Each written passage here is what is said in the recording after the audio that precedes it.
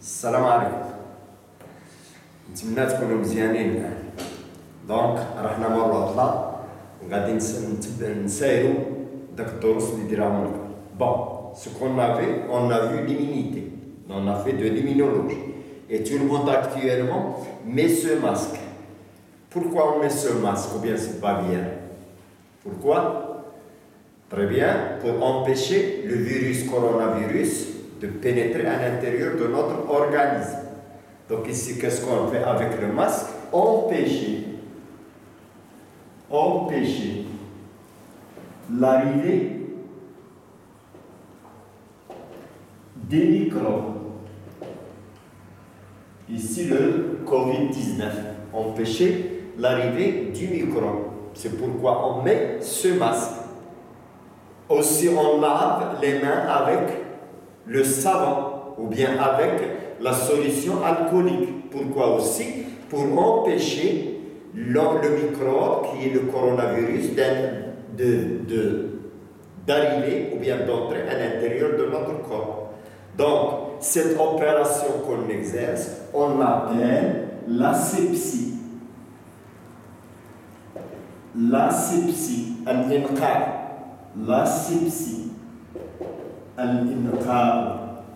On le fait, par exemple, lorsqu'on va à l'hôpital, aux salles d'opération, on ne fait pas les opérations et on vient, on fait les opérations. Donc, il faut premièrement stériliser l'air de la salle.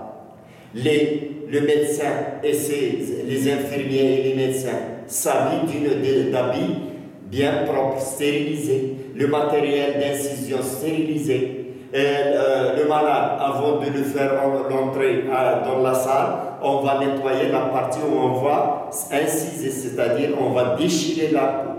Donc lorsqu'on déchire la peau, c'est-à-dire on coupe la peau, on va ouvrir une grande porte aux microbes. Donc il faut dans un milieu où il n'y a pas de microbes, un milieu stérilisé, comme les salles des opérations, le matériel des opérations et tout le monde sait.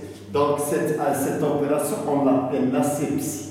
Donc l'asepsie, c'est empêcher l'arrivée des microbes à notre corps. Une fois les microbes sont à notre corps, au niveau d'une plaie par exemple, il y a une plaie, donc ici il y a une infection. Donc qu'est-ce que tu dois faire lorsque tu te coupes la peau? Très bien, on doit laver la peau, laver la plaie, mais pas avec n'importe quelle solution. Donc on utilise des solutions qui tuent les microbes. Par exemple, on utilise l'alcool à 70 degrés. Par exemple, on utilise la bétadine, l'eau oxygénée,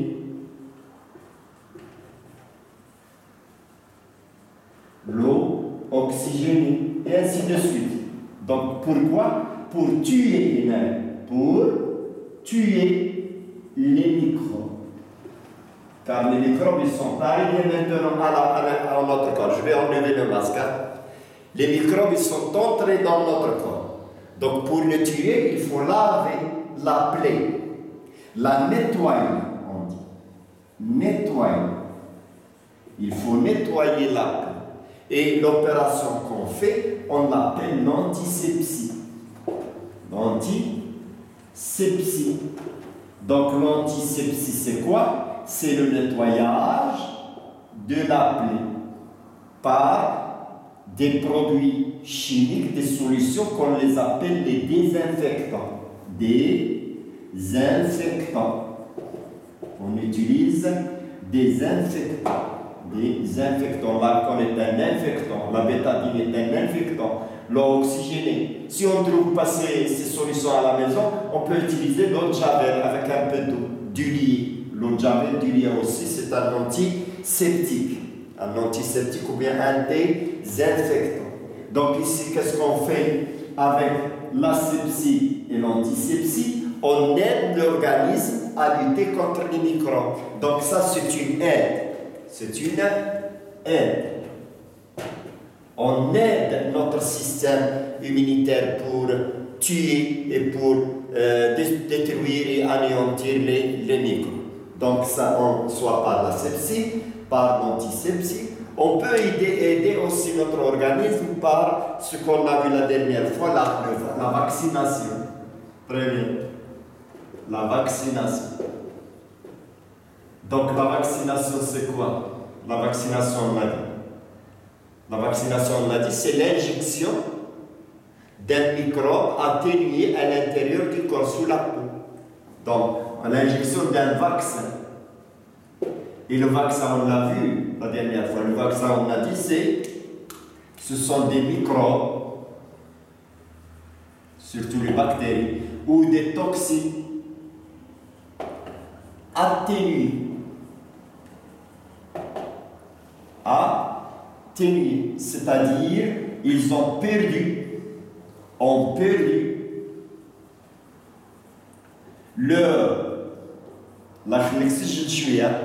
leur pouvoir pathogène, ont perdu leur pouvoir pathogène, mais ils ont conservé le pouvoir antigénique. C'est-à-dire, il reste antigène. Si je prends par exemple une bactérie, voilà, une bactérie. Donc la bactérie, on l'a vu la dernière fois, qu'elle possède à la surface de la membrane plusieurs matières, plusieurs substances, comme le virus aussi, lorsqu'on dessine le virus un virus. On met à la surface des substances. Ce sont des lipides ou bien des protéines. Donc ces substances, parmi ces substances, il y a les antigènes. Par exemple, on va mettre ça, c'est un antigène. Voilà. Ça, c'est l'antigène. Et il y a la substance qui provoque la maladie. Par exemple, ça, c'est la substance qui provoque la maladie. Donc ça, c'est l'élément pathogène. Et ça, c'est l'élément antigénique. D'accord? Donc, l'homme, on l'a vu la dernière fois, l'homme a pu enlever cet élément de la bactérie. Et la bactérie devient une bactérie atténuée. Atténuée. Donc elle a perdu son pouvoir pathogène. En arabe, on dit atténué, on dit wahim. Est devenu inoffensif. D'accord? Mais le corps le considère comme un antigène car il a gardé son pouvoir antigénique. La même chose pour la toxine. La toxine aussi, cette substance, les substances des toxines, donc il y a une partie qui est pathogène. Il y a les virus. Et l'autre, ça reste. Donc, on l'appelle ici dans ce sens, on a dit c'est l'anatoxine.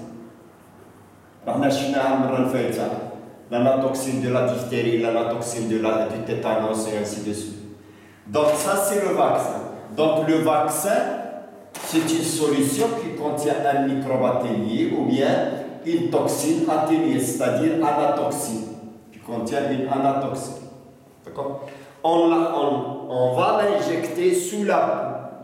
Et pourquoi? C'est pour inciter le corps à fabriquer ou bien à se défendre, initier sa défense, c'est-à-dire initier le système immunitaire de notre corps pour fabriquer les éléments défensifs contre le vaccin qu'on a injecté, contre le microbe ou bien l'anatoxine qu'on a injecté. Donc des études ont montré que prenez votre livre de documents. Prenez le livre de documents, la page 128, la page 128, livre d'Yannick.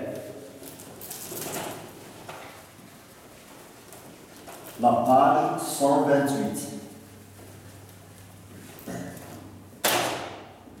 Bon. Donc ici on a vu l'aide, la sepsie, l'antisepsie, et il y a la vaccination. Donc si on observe la page la page 118. Le document 1, c'est comment on a découvert le vaccin par Pasteur, vaccin du choléra, vous pouvez la réviser. Mais ce qui nous intéresse, c'est le document 2. Le document 2. Donc, des analyses sanguines ont montré que lorsqu'on injecte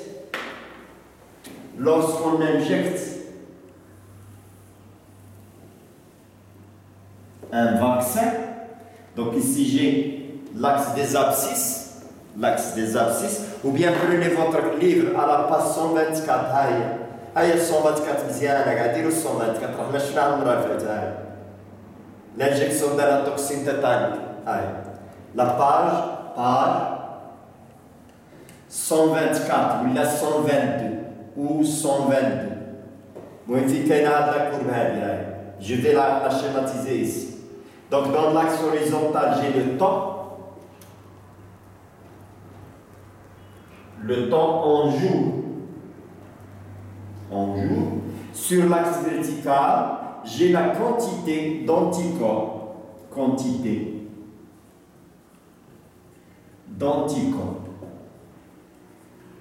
D'accord? Puis on a l'injection ici, la première injection. On a injecté ici une toxine. Injection. D'une anatoxine.